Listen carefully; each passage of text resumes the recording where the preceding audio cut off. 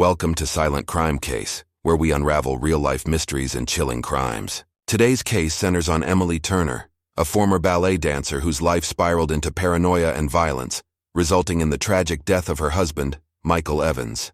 What went so wrong, and was this truly an act of self-defense? Let's dive into the disturbing details of this case, where reality blends with delusion, and the truth is far more complex than it seems. Emily Turner was born and raised in Greenville, South Carolina, where she spent much of her childhood pursuing her passion for ballet. By the time she reached her mid-20s, she was already a well-known performer in regional circles. Ballet was more than a profession for Emily. It was her life. She dedicated countless hours to perfecting her craft and was well respected for her artistic abilities. But Emily wasn't content with simply dancing.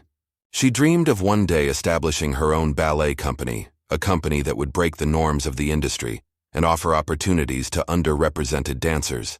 In 2015, Emily met Michael Evans at a high-profile charity gala in Charleston, South Carolina. Michael, 53 at the time, was a successful retired Air Force pilot turned entrepreneur who had built a fortune in aerospace technology. He was wealthy, charming, and immediately smitten by Emily's beauty and elegance. Emily, 26 years younger, was captivated by his maturity and stability. Their whirlwind romance moved quickly, and within just 2 weeks the couple was married in a lavish ceremony. Friends and family were stunned at the speed of their union, but to those close to them it seemed like the perfect match: a ballet star and a wealthy, successful man. For the first few years their marriage appeared to thrive. Michael invested heavily in Emily's dream, helping her launch the American National Ballet Company in Charleston.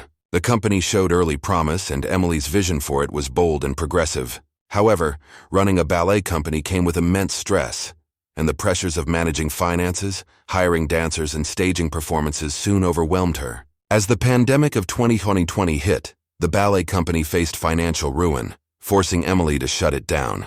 This marked the beginning of Emily's downward spiral, one that no one could have predicted. By 2021, Emily's mental state was deteriorating rapidly.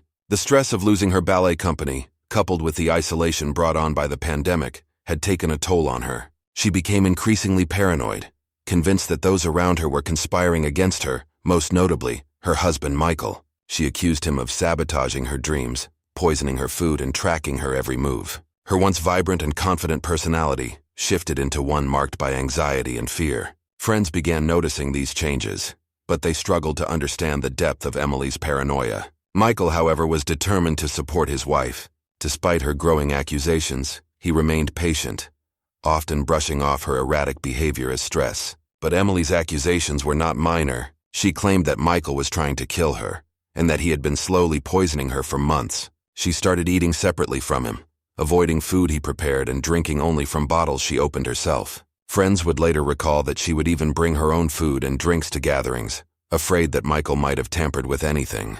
Emily's paranoia didn't stop there. She began telling close friends that Michael had installed hidden cameras around their home and tracking devices in her car. She was convinced that he was monitoring her every move. She began keeping a detailed journal of these incidents, writing down every suspicious interaction, every odd look, and every time she believed her life was in danger.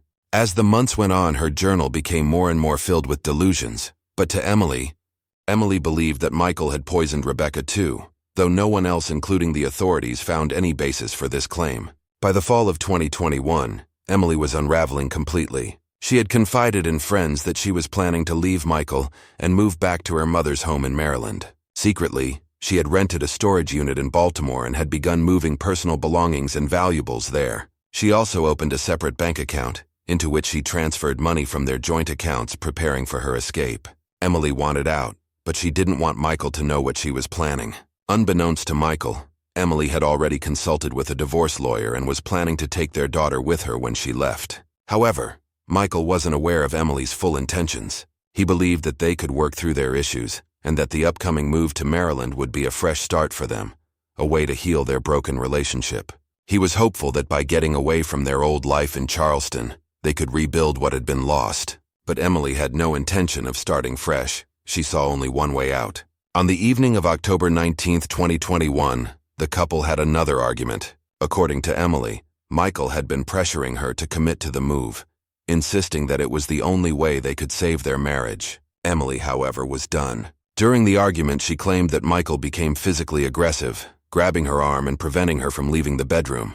In a panic, Emily grabbed a gun that was kept in the nightstand drawer and fired several shots at Michael. She then ran to her neighbor's house, frantically banging on the door and screaming for help. Holding the gun in her hand, she told the neighbor that she had just shot her husband in self-defense. The neighbor, shocked and unsure of what to do, immediately called 911. Emily, still shaking, waited on the front lawn until police arrived. When police officers entered the Turner home, they found Michael lying on the bedroom floor, dead from multiple gunshot wounds. Emily was arrested at the scene, though she continued to insist that she had acted in self-defense. She told the officers that Michael had attacked her, and she feared for her life. But as investigators began to piece together the events of that night, Emily's story didn't hold up. Detective Jonathan Wyatt, a seasoned investigator with the Fairfield Police Department, led the case. From the beginning, Wyatt noticed inconsistencies in Emily's version of events. For starters, there were no signs of a physical struggle in the bedroom. The room was tidy, and aside from the bloodstains in Michael's body, nothing appeared to be disturbed. Emily, too, had no visible injuries, aside from a small scratch on her arm that didn't seem consistent with the kind of violent confrontation she described. The autopsy report revealed even more troubling evidence. Michael had been shot 4 times, once in the chest, twice in the legs, and once in the arm. The fatal shot had entered his chest, causing massive internal bleeding. However, 2 of the shots had struck Michael in the back of the leg, indicating that he may have been trying to flee when Emily fired. This directly contradicted her claim that she had shot him in self-defense during an attack. Further forensic analysis revealed that the gunshots had been fired from a distance of at least 3 feet, suggesting that Emily and Michael had not been in a close-quarters struggle. Additionally, there were no signs of defensive wounds on Michael's body, which raised doubts about whether he had ever posed a threat to Emily. The evidence seemed to indicate that Michael had been attempting to escape when he was shot, not attacking Emily as she claimed.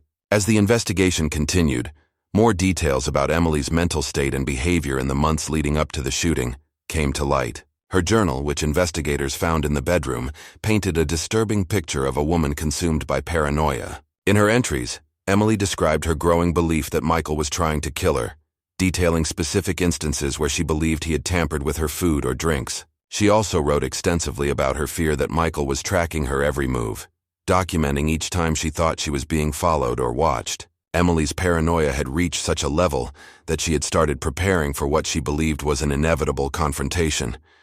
In the weeks leading up to the shooting, she had purchased.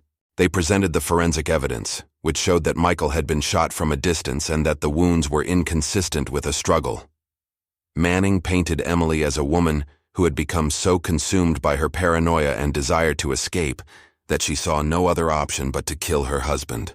The defense, however, told a different story. Emily's lawyer, David Collins, argued that she had been the victim of years of emotional and psychological abuse at the hands of Michael. Collins claimed that Michael had used his military training to control and intimidate Emily, and that she had lived in constant fear for her life. The defense team called a forensic psychologist to the stand, who testified that Emily was suffering from paranoid delusional disorder, a mental health condition that caused her to perceive threats that may not have been real. The defense argued that on the night of the shooting, Emily genuinely believed that Michael was going to kill her, and that she acted out of self-defense.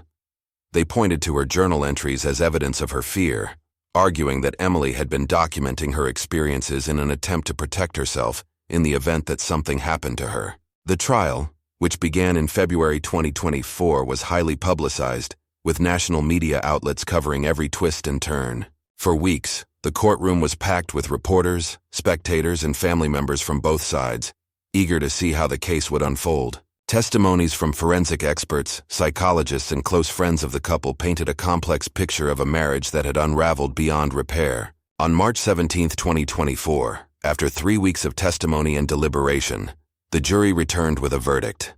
Emily Turner was found guilty of second-degree murder. She was sentenced to 25 years to life in prison, with the possibility of parole after 20 years. Michael's family, who had attended every day of the trial, expressed relief that justice had been served, though they acknowledged that the pain of losing Michael would never go away. Since her conviction, Emily has continued to maintain her innocence.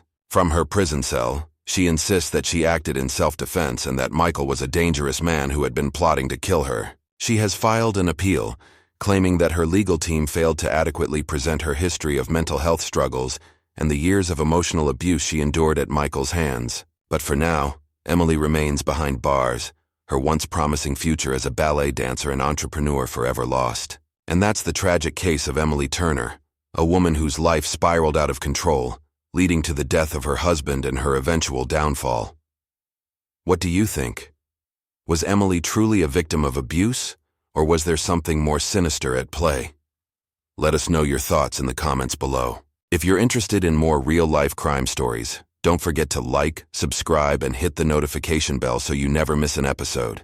I'm Kevin, and this is Silent Crime Case. Stay safe, chilling case solvers.